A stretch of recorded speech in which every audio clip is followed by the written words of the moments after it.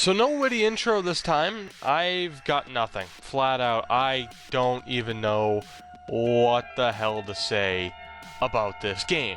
Now obviously the excitement was there for the NHL regular season to continue after a great All-Star weekend, and I'll touch up upon that in a minute. But the excitement was there. The Bruins come back. Things are looking good. Yeah, you left off on a bad note losing to Anaheim, but you're playing Toronto. And I feel like a broken record just talking about these games. It's ridiculous at this point. It starts off well. Brad Marchand gets the opening goal, his 21st of the season. A great net drive by Bolesky, really being a distraction. Marchand able to bank in the goal. Second period, Daniel Winnick gets a goal back for Toronto. And it's like, okay, that's, kind of shitty. Third period, I mean, my God, third period, 2 goals in a minute and 21 seconds. Marchand and Krejci getting the goal. Marchand up to 22, Krejci up to 15. Things are looking great, but guys, how many times have I said it at this point? How many times have I had to talk about it this season? They fall apart again. Leo Komarov with a ridiculous deflection goal. Good on him. And then 2 minutes later, Nazem Kadri ties it off another deflection goal. They go to overtime. Krejci gets called for a holding penalty on Komarov, which I don't know, man. Like, I don't like to accuse. There's obviously a difference between diving and drawing calls, and it is a talent, it is a skill to be able to draw penalties. I mean, Jesus, Nazem Kadri does it with the best of them, even though half the time he's flopping around. But Leo Komarov, in this example, drew the penalty very well, and the Bruins paid for it. Jake Gardiner gets a shot on. Rask has trouble finding the rebound, and P.A. Parenteau buries it. The Bruins lose 4-3 in overtime to Toronto. At the very least, they get a point, but that's not what you're looking for at this point in the season. It's well established. Toronto at the bottom of the standings. You need to start racking up these points, or you very well could miss the playoffs again. And again, I don't want to overreact. It's just one game. Some people had some decent games. Some people had some really off games tonight. But it's concerning. I mean, to say, oh, you shouldn't be concerned. It's like, no, every Bruins fan should be concerned when this trend, it's not even a trend, when this reality of they struggle to close out games, when this is a reality that this team faces, you're in trouble. The Eastern Conference is very, very tight heading in to the final couple months of the season. Realistically, the only 3 teams out of a playoff spot are Columbus, Buffalo, and Toronto.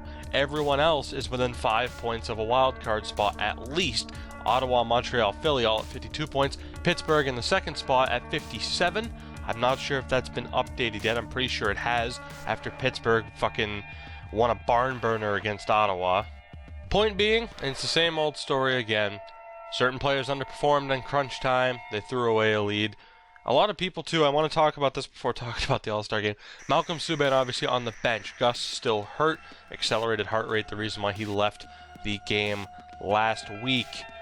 People were like, oh, why hasn't Malcolm... It's been like a question, like, oh, why hasn't Malcolm Subban started yet? Do you really think Malcolm Subban could keep the Bruins in games like Tuukka does? If it wasn't for Tuukka, this could have been a hell of a lot worse, because again, there was another down stretch where the Bruins just could not get any fucking offense going. Do you remember what happened with Subban in St. Louis last year? And yes, now Subban's had a pretty damn good year down in Providence. That's in Providence. We don't need to ruin this guy's confidence before he gets to the show, because we don't even know if he's going to be on an NHL roster necessarily with Boston. He could be a very big trading piece in the future. So you can't ruin the guy's confidence by having him get shelled. Rask is here. Gus has been a solid backup this year. It's just the team in front of the goaltenders. And quickly, before I wrap up this edition of Bruins Recap, I quickly want to touch upon the All-Star Game.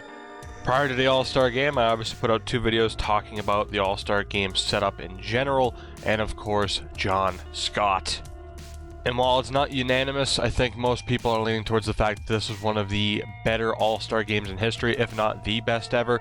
Certainly one of the better All-Star games in recent memory, maybe in the last 2 decades. It's been a long time since you've had an All-Star game that's had this much hype, this much press, and just it lived up to the hype of an All-Star game. And rather than making a separate video about it, I'll just say this. The format itself, it's great. You need to somehow reduce the fact that it took over 3 hours to play these 3 games. Obviously, players need to rest. You need to redo the ice surface and all that stuff. But you got to find a way to shorten it. 3 hours should be the max amount of time for this event. Aside from that, I thought the format was fantastic. And as far as the John Scott thing goes, number 1 to Nashville. I don't care if you're from Nashville or if you flew out to the All-Star game.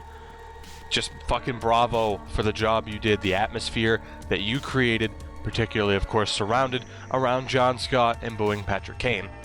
And to me, I said this on Twitter as well, but to me, this is the lasting image of the All-Star game is obviously going to be John Scott on the shoulders of his teammates.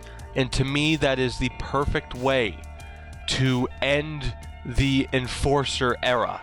If you ever have a documentary about enforcers in the NHL, and I'm not talking about like, you know, a movie like Goon. I'm talking about a true documentary talking about the effect and the purpose enforcers had on the game as we are now completely drifting away from that. That's the lasting image. This was the moment that the enforcer era ended. You have someone who is literally known only for being a goon, being celebrated, and that's it.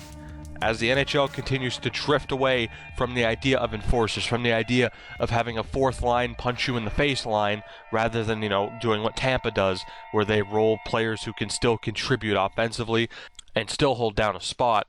It's perfect. It's absolutely perfect for all the controversy of whether or not Scott was going to be in the game, whether or not he should, and all that. And of course, you have people like Mike Milbury complaining the entire fucking time, which is hilarious because John Scott's much more similar, or Mike Milbury's much more similar to John Scott than he is a legitimate all-star.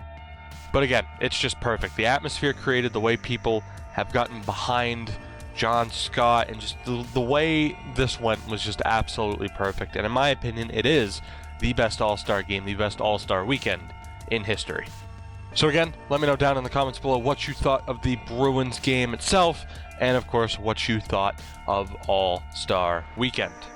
As always, if you've enjoyed the video, make sure to leave a like down below, subscribe for more, and help spread the word, and I will see you all next time.